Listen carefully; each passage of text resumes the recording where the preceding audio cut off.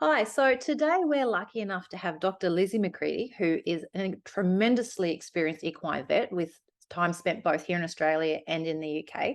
Now, she has a business called Empowering Equine Education. I just had to check my notes then, which provides horse owners and equine professionals with training and emergency response. And today we're lucky enough to have her here to talk about how to act in an equine emergency. Now, first of all, Dr. Lizzie, I have come across your Facebook page and it's amazing. Like as a free resource, it's something that I think that most horse owners should be availing themselves of because you touch on so many different things. So that's fabulous. So thank you for doing that for us and putting it out there. Um, Now, equine emergencies would be right up there for me personally as a Mhm. heart pounding situation where I don't know what to do. I panic. I'm trying to get information to the vets. So I'm thrilled that you're talking about it today. So thank you very much, Dr. Lizzie. Oh, well, thank you so much for having me on, Lani. And I'm so glad that you've come across the Facebook page as well. I think it's incredible an age that we live in where the fact that we can connect with each other and share information through social media, I think it's so, so powerful. And you're right. Who doesn't get a heart pounding sensation when they find their horse either with a wound or potentially pouring at the ground, thinking that they might have colic? Unfortunately, as a vet, I encounter emergencies every day. So they occur more often than we'd like. So the best thing to do is just to get prepared. And it's not that complicated. It just takes a little bit of conscious effort to get the groundwork in place. But once you have these skills, you've got them for life. And it's not like you can only use them on one of your horses. You can use them on every horse that you own, friends' horses. Your possibilities are really endless. So it's a very rewarding topic to learn about. And I can't wait to share more about it with you today. Should we get into it? Yes, please. Amazing. So today I really want to take you through how to act in an equine emergency. Now, there are a number of things that you can do to be ready for the next emergency that you come across. It's really made up of this magic formula of being competent and confident, because it's all very well having the physical tools or having the knowledge kept up in your brain. But if you don't have the confidence to put it into action, then it's all just sitting there gathering dust. So you do need to have a good base knowledge of your equine health and diseases, especially any common injuries that your horse might encounter or any injuries that they might sustain. Then you want to be prepared with a fully equipped first response kit. So we're going to go into that in a moment. You Awesome. need to have the skills to assess your horse and really interpret those findings as well. For instance, if you get a heart rate of 52, what does that actually mean? Then you need to be able to put all these pieces together so you can decide the right course of action, have the ability to effectively communicate not only with your vets, but potentially other emergency services as well. And then you want to be equipped with your treatment techniques, which are going to allow you to provide your horse with gold standard first aid and potentially ongoing care. Because how often is the emergency only the first step of the journey? That's true. So you want to start off with a fully equipped first response kit. So I've actually got a first response kit checklist that we can send out to all of your listeners. And this includes all the tools I think every owner should have immediate access to. And I've broken it down into four main sections. We've got our assessment tools, things that we're going to use for cleaning wounds, bandaging equipment, and then your miscellaneous items. So the assessment tools are going to be your stethoscopes, obviously for listening to your heart rate and your lung sounds and your gut sounds, thermometer for temperature, hoof testers, which are a great tool for assessing pain in the foot. It is important that you do know how to use these correctly though, because they're a serious piece of equipment, Mhm. and obviously a hoof pick. Cleaning wise, you want to have a couple of different antiseptic solutions, so chlorhexidine and iodine. And iodine is one of the things that I find myself repeating over and over again. Please don't use iodine on wounds, use it solely on the feet. Okay. Chlorhexidine is what you should be using elsewhere in the body, or even better, is just straight saline. So you want to know what to use where and also in the right dilution concentrations. Gauze swabs are my favorite for cleaning. They top cotton wool any day. And you want to have a clean bowl. How often do you find yourself running around the property like, I just need a clean bowl or a clean towel? It's so much better if you just have these stored away for that specific purpose in your kit. Then on top of the sterile saline, which is amazing for irrigating wounds and also flushing out any eyes, you also want to have some 18 gauge needles and syringes so that you can draw that saline up into the syringe and direct it straight at a wound if you want to have really targeted flushing. Then obviously we move on to bandaging. So you want to have enough bandaging materials to do at least 4 changes, I say, because you don't know when your horse might get injured. It might be at the start of a long public holiday, and you might have to change that bandage a couple of times before the shops then reopen.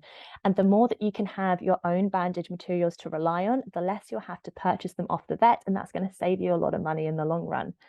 So I always suggest that people have a variety of dressing sizes. So a couple of bigger ones, a couple of smaller ones. You might want some thicker ones that are good for a really discharging wound, and some thinner ones that are potentially good for just protection, as well as some soft band dressings, which help adhere the dressing in place, some cotton wool, your vet wrap, and your elasticated adhesive. So those are the 4 main layers that make up any bandage.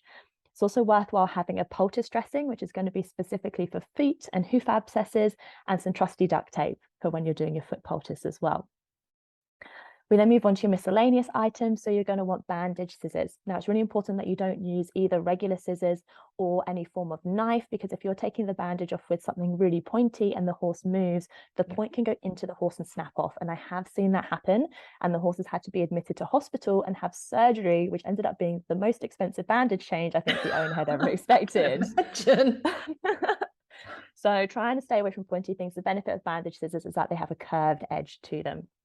Now, having some long forceps tweezers. So these are tweezers that are about 18 or 20 centimeters long. They're great for picking debris out of wounds. Gloves, because anytime we're doing any form of cleaning or applying a medication, we don't want to be using our bare hands, because our bare hands happen to have bacteria on them. So we can transfer that into a wound. And also we don't want to be absorbing the horse's medications in through our skin. So having a glove as a protective barrier is a must. And then you're going to have any form of wounds, ointments, gels, whatever your favorites tend to be. Obviously, that's a whole topic in itself that we have to go into one day. KY jelly, which is great for putting over a wound if you're about to clip around the hair, because the hair will tend to scatter and want to stick onto the wound edge. And then you'll be spending an hour picking off the individual hairs. So applying KY jelly first, it acts as a great barrier, and you can simply wipe it off afterwards. And it also doubles up as a useful addition to your thermometer. So it goes into your horse's bottom a little bit easier. Vaseline or petroleum jelly is fantastic. You want to apply that below wounds, because if you have a discharging wound or even a discharging eye, that discharge can actually scald the skin, and we can end up with what looks like a superficial burn. So Vaseline is fantastic for that. A clean hand towel, as I mentioned earlier, plastic wrap or cling film. That's great if you've got a horse with a nasty chest wound. Wire cutters, if you live on a property with barbed wire. Potentially tools to remove a shoe. And as always, your vet's emergency contact details. So that's the extensive list. Obviously, there might be a few favorites that you have personally, but I think every owner should at least be equipped with what I've listed here. And right from the get-go, I thought I had a decent first aid kit. I probably have half of these items. Yeah, absolutely. And each of them are invaluable. Now, obviously, being prepared with all the stuff is great, but you don't want to have all the gear and no idea, do you? So the next thing to do is to know actually how to act. Now, the reason why vets are so good at their job is because behind every good vet is a really good system. When we get trained through vet school, we get drilled into performing things in a certain order so that we know that we're doing the job really well, and so that you have that training to fall back on. There's this phrase that I absolutely love, and it's that we do not rise to the occasion, Lani, it's we fall to the level of our training. It's like, how often do we think about just sitting in the first one? We're like, yeah, I'll deal with it when it happens, cross that bridge when it comes. Everything is just, I'll handle it when it arises. But actually what you're allowing yourself to do is to really fall short. Well, that's a really great thing. Makes perfect sense. I say when you get into a tizzy, yes, you only can think of so much. Completely. And as soon as your emotions get involved, our logical brain goes out the window. So it's important that we put all these pieces together and have this framework and this training, so that when the stressful scenario happens, we've got a solid foundation to fall back on. So what I did is I really took what we do as vets and I adapted it for the horse owner world, and turned it into a framework of how to act, where A stands for assess, C stands for communicate, and T stands for treat. So anytime you come across an emergency, you can think about it in this specific order. So A being assess. So let's say you'll come across your horse and they've got some colic signs, maybe they're not eating, they might be coughing. Now, normally you just jump on the phone to the vet, relay whatever signs you've seen, and then just wait for them to arrive. But actually you're missing a huge piece of the puzzle. you should really be performing a full horse health assessment before you pick up the phone, because this is going to help you decide if you actually need to get the vet out straight away. And it's also going to allow you to relay really valuable information to them that might help them to either give you specific advice to help you in the moment, or it's going to help them prioritize your horse so that they get the care they need sooner. Now, in the horse health assessment, you're going to start off by looking at the horse's outward behavior. So are they bright, alert, responsive, potentially quiet, alert, responsive, dull with their head down and low? You then want to whip your stethoscope out and take their heart rate, which you do by checking on the left-hand side and tucking the stethoscope head right underneath the elbow. Yep. You want to measure the respiratory rate by looking at the back of the abdomen and counting how many times you can see them breathing in and out. Temperature, which is obviously done rectally. Gut sounds, which are done in 4 places, 2 on the left and 2 on the right. So you can see I've drawn the upper and lower quadrants on this horse here. You want to be looking at the mucous membrane color, the capillary refill time, doing the skin pinch test on the neck, which is going to tell you a bit about dehydration, and also checking the digital pulses in all 4 feet, which can tell you about how the horse is looking overall, if there's any inflammation coming from the body or from one foot in particular. And once you've gathered all that information together, it's really important to record your findings, because otherwise you're going to be holding on to all these details. You're going to pick up the phone to the vet. You might get a little bit nervous and panicked, and half of it will go out of the window, or you might end up relaying the incorrect information. So write it all down. I actually create this specific sheet for those that come through and the further training with me. And what the benefit of this is that it also allows you to keep track of your horse's statistics when you're monitoring them when they're ill. So Very let's much say like the they've got nurse colic. on the end of your bed with the clipboard. Completely. And I adapted this chart from what I used to use when I was working in the hospital in the UK. So this is a chart that we'd have for all the intensive care patients. And that's one thing that's always really kind of rattled my brain, Lani. It's like the big distinction between being in a hospital and then being out of the hospital. I was like, why aren't horses also being monitored to the same extent outside of the hospital, but by the owners? Like if you have a horse that's got colic and you're out treating them in the field, you might not see your vet for another 12, 24 hours. That's a huge window where a lot can change. And if you're relying only on the external signs your horse is showing you, you could be missing some really important things that are going on beneath the surface. I'm terrified because I would be one of those people that we nearly lost Chili, my mare, a month or so ago. And I had the vet out 4 times in the space of 28 hours. Wow. And I did beyond looking if she was bright, dull, if they'd changed anything. And I took temperature, but Good. nothing to this extent. And she pulled out of it, and we're lucky. But Yeah. you know, this is definitely something that I need to update my first aid kit, but I definitely need to add something and be aware that it's something I should be doing. Completely. And it should be as standard. And then when you are assessing, for instance, your horse that had chili, you had colic, you can be doing this yourself every 1 to 4 hours, then relaying that information to the vet. It might save the vet a visit coming out, having to repeat it themselves, or it might also, it's going to also allow you to work more closely alongside them. And most importantly, I not felt to miss very anything that might be important. Yes. I felt helpless in between it. Yeah. You know, you second guessed, was she getting better? Was she getting worse? You know, and this would help a lot with understanding what the next step would be to her care, or when or making a phone call like that. Completely. And having also that self-assurance that, okay, she is getting better, or okay, she's staying stable, at least then it provides you with a little bit of reassurance. Okay, I can just take a breath and relax a little bit more, because our horses feed off our emotions and our stress so much. So the more that we can do to help ourselves feel better, that's going to have a huge knock-on effect on our animals as well. So the horse health assessment is one of my favorite things to teach owners how to do, because it helps you to be really hands-on. But obviously, what happens if you come across a horse with a wound, or potentially they come in and they're standing on 3 legs, as they like to sometimes? So you want to do a specific foot and limb assessment. So you want to be identifying which is actually the lame leg, and then looking at the hoof, making sure there are no foreign bodies, sole bruising, or maybe separation of the laminar tissue, checking those digital pulses again, maybe checking for pain with the hoof testers, scanning the tendons and the ligaments with your hands, flexing the joints, noting down any swellings, heat, and pain. And obviously, if there's a wound, you want to be identifying where on the body it is, how deep it is, and most importantly, what structures could it be affecting? So if you have a little look at this picture on the right, this wound might not look all that bad. You might be thinking, okay, a couple of stitches and we'll be fine. But actually, due to the area that is in, chances are it's gone right down into the digital flexor tendon sheath. And that's what this little droplet of almost orange fluid is looking like. And when a horse gets an infection in the digital flexor tendon sheath, it's a serious problem. In reality, they have to go to hospital and they have to have a surgery. But without that awareness of knowing that that structure even exists, you're going to think, okay, maybe I can leave it.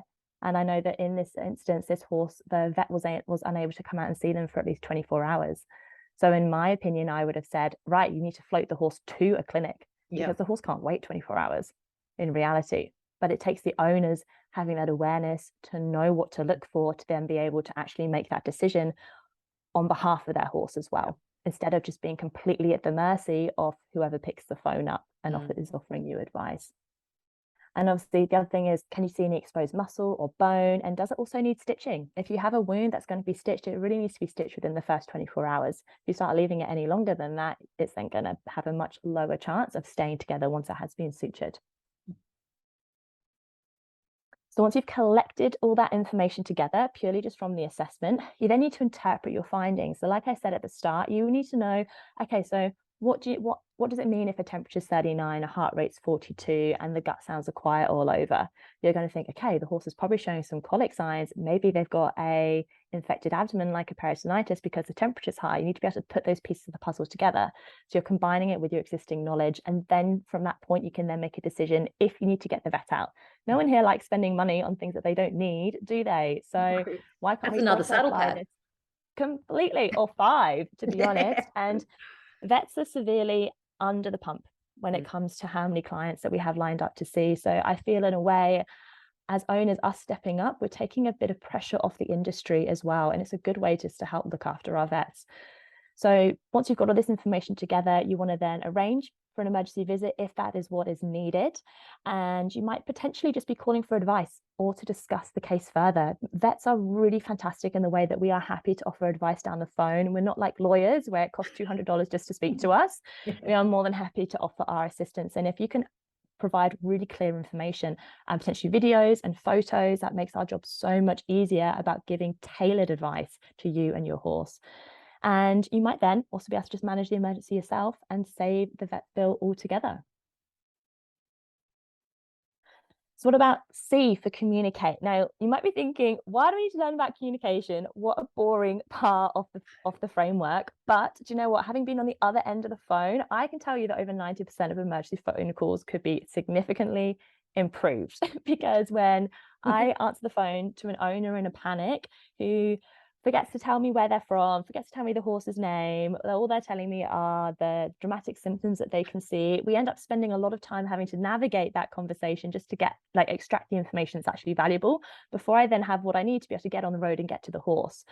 And your vet can provide you with much more helpful advice if you're providing clearer information. And what you might not know is when you call your vet, they might have 5 emergencies lined up.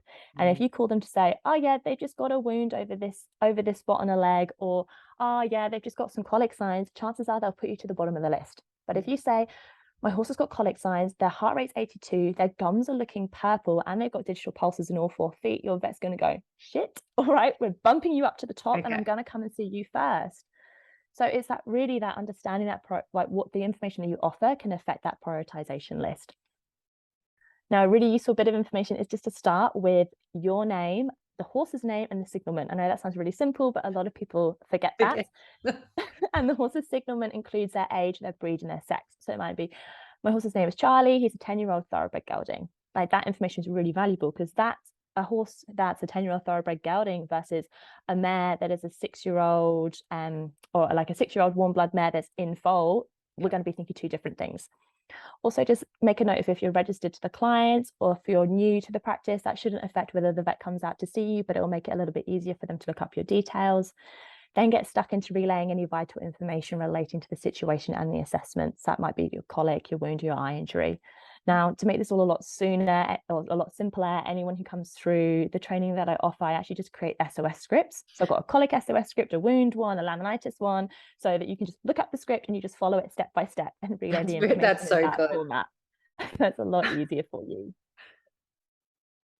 And then obviously the last bit to mention is treatment. Now, this is the fun part. There's a list of treatments that I reckon every owner should be able to do. And also this goes for equine professionals as well, because you just don't know, as a masseuse, you might be going out and you'll see a horse and next thing you know, they've actually got a case of laminitis. So you should really be able to stop bleeding from a wound. If you've got a horse that's got a bad arterial bleed, so let's say they've nicked the inside of their leg, you don't want to be waiting 2 hours for the vet to get there to stop the bleeding. You need to be able to stop it yourself. You want to use correct wound cleaning, and this is where I encourage people to stop using iodine. It's actually quite harmful to the sensitive tissue that has just been injured. With regards to bandaging, you should really be able to bandage a hoof, the lower limb, knees, and hocks with confidence. Things can go really wrong if you're not competent in doing these skills. Yes, you might be able to cover up the wound, but you might also then cause pressure sores or might even delay wound healing as well. You should be confident applying a foot poultice, because we know horses love getting abscesses, administering medications. So that's going to be oral medications, eye medications, and injectable medications into the muscle, because you never know, your vet might hand you a bottle of penicillin and say, here, give this to your horse twice a day for 5 days in the middle of the night after doing a big stitch up. And if you've never given an intramuscular injection, that can probably be a little bit intimidating. Plus, if given in the wrong place, it can cause some nasty side effects. And then you should be able to implement first response strategies. So these are like the protocols that you would use for things such as colic, choke, snake bites, allergic reactions. Essentially, for instance, if you have an allergic reaction, you know, okay, I'm going to cold hose the horse and I'm going to use a chamomile shampoo. If it's colic, I'm going to take the food away. I'm going to walk them if necessary. I'm going to repeat my horse health assessment every 1 to 4 hours. And you want to be able to continue monitoring your horse using this horse health assessment as well. And lastly, you should feel confident in ongoing wound management, because often if your horse has had a wound, like I said at the start, it's not going to be a one-time quick fix. Chances are you're going to be managing it for a minimum of a couple of weeks. That is if it gets stitched together. If it's managed as an open wound, then it could be weeks or months. So you want to be confident in what products to use, how to prevent proud flesh forming, and again, that your bandaging techniques are in line with the best possible standard that you can do. So that really summarizes the 3 steps. So as long as you remember to assess first, then communicate with your findings, and then get stuck into your first response treatment techniques, you'll be giving your horse the best chance at making a full recovery. You'll be getting rid of those feelings of helplessness, because you'll be getting stuck in. You'll be reducing your own stress response, because you're not just going to be standing on the sidelines wondering what to do. And fingers crossed, you save yourself a bit of money on vet's bills, or you at least have the self-assurance, Lani, that when you are calling the vet and getting them out, and where you are making that investment, it's because it's far beyond your scope. The vet is really needed and it's a non-negotiable. So you've got that reassurance you're spending your money wisely. It's shown up so many holes in what I know.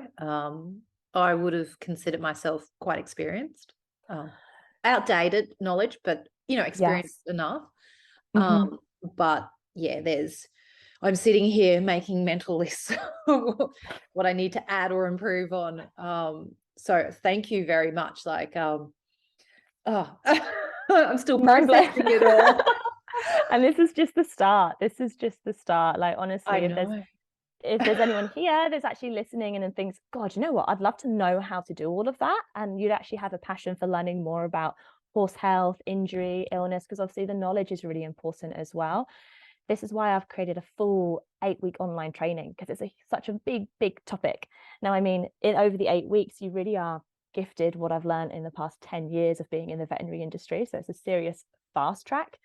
And it also includes live teachings with me and hands-on implementation, because I don't want you just to walk away with a bag of knowledge. I want you to feel confident in actually executing these skills and having me there to work alongside you for an 8-week container. Because how often, Lani, do you sign up for something and then you don't complete it because there isn't any form of accountability? Oh, and life. You always prioritize what's happening right in front of you. But completely. I think I might be signing up for one of these.